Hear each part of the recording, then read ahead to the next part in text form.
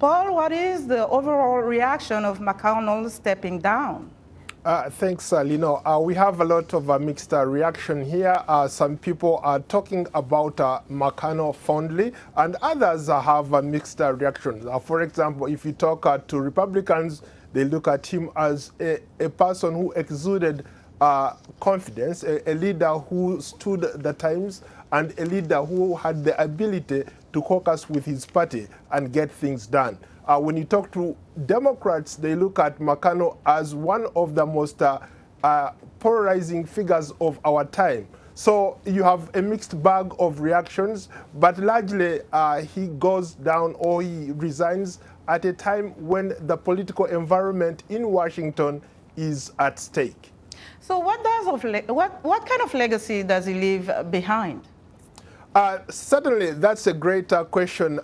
Mixed reactions again. When you talk about legacy, a lot of people thought of him as being a giant when it came to passing legislation that conservatives in the House or in the Senate wanted. For example, one of the most consequential things that he did as the leader of the Senate, he managed to get conservative judges appointed to the Supreme Court.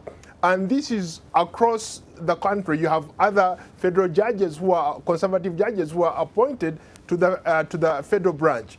You also look at some of the things that these judges have done. So when you talk about, like, let's say, women's rights, they were able to reverse what a lot of people here call human rights for women, especially Roe versus Wade, a consequential landmark decision that was reversed by the Supreme Court, courtesy of Mitch McConnell.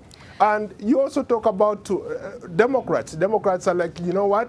This is one guy who, for example, made sure that President Trump was not convicted when he single-handedly led the mob to attack the Capitol. So you have a lot of people who think that Mitch McConnell, yes, he's a great leader, but others think that he certainly did not measure up to what he was supposed to do. He put party ahead of the country.